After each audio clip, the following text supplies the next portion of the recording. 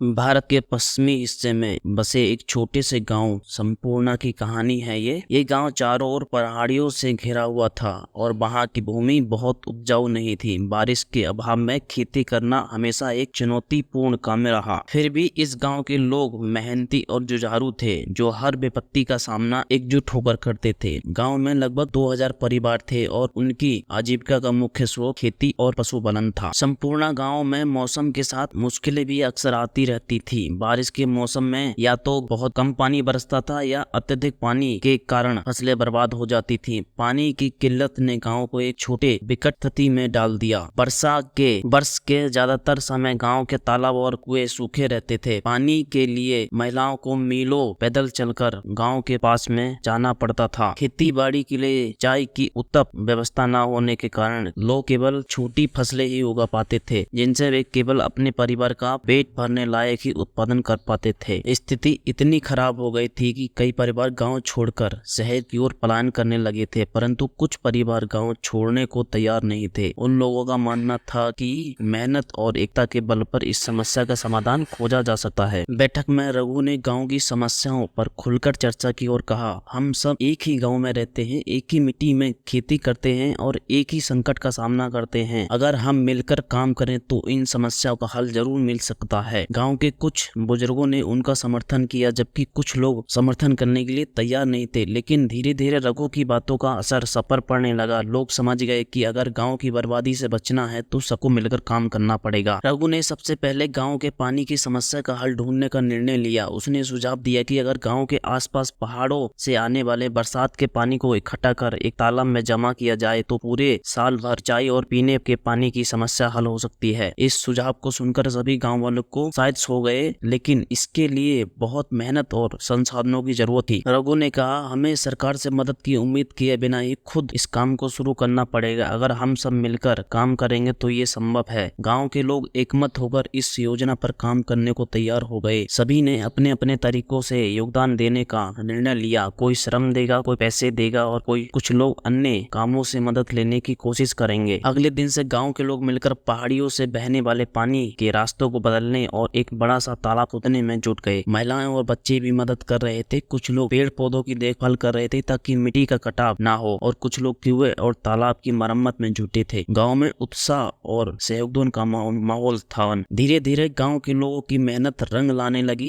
तालाब भरने लगा और बारिश के दिनों में पानी जमा होने लगा। गाँव के लोग अपने खेतों में इस पानी का उपयोग करने लगे, जिससे उनकी फसलें बेहतर होने लगी। अब गाँव में जल की कमी नहीं रही, खेती अच्छे होने लगी और पशुओं के लिए भी चारा पर्याप्त मात्रा में मिलने लगा। सिंचाई की समस्या हल होने के बाद गांव के लोग नई नई तकनीकों को अपनाने लगे। रघु ने कृषि विशेषज्ञों से सलाह ली और लोगों को उन्नत किस्म के बीज और खाद के इस्तेमाल के बारे में सिखाया। अब गांव के लोग साल भर एक से अधिक फसलें उगाने लगे। पहले जहां लोग सिर्फ अपनी जीविका के लिए खेती करते थे, अब वे फसलें बेचकर पैसे भी कमाने लगे। गाँव की महिलाओं ने भी अपना आय बढ़ाने के लिए छोटे पैमाने पर कारोबार शुरू कर दिया। कुछ महिला हस्तशिल्प बनाने लगी, जिससे शहर में बेचने जाने लगा। धीरे धीरे गांव में समृद्धि आने लगी और गांव का हर परिवार खुशहाल होने लगा। संपूर्ण गांव की कहानी अब आसपास के गांवों में प्रेरणा का स्रोत बन चुकी थी। लोग अब अपने गांव में से इसी तरह के संगठन प्रयास करने लगे। रघु का नाम सबकी जुबान पर था। उसने गाँव के हर व्यक्ति को ये सिखाया था कि एकता और मेहनत से बड़े संकट को पार किया जा सकता है। सरकार ने भी गाँव के प्रयासों को सहारा और उनके विकास कार्य में सहायता योगदान देने का वादा किया। गांव में सड़कें बनाई, स्कूल खोले गए और स्वास्थ्य सुविधाओं का विस्तार हुआ। संपूर्ण गांव एक अब आत्मनिर्भर गांव बन चुका था। गांव वालों ने अपनी समस्या का हल खुद ही ढूंढा और अपनी मेहनत से समृद्धि पाई। गांव की नई पीढ़ी अब शिक्षा और माध्यम से खेती और भी सुधार करने के लिए पर थी। गांव के हर व्यक्ति ने समझ लिया कि चाहे परिस्थिति कितनी भी कठिन क्यों ना हो, अगर हम एकजुट होकर और मेहनत ना काम करें तो हर समस्या का समाधान कर सकते हैं।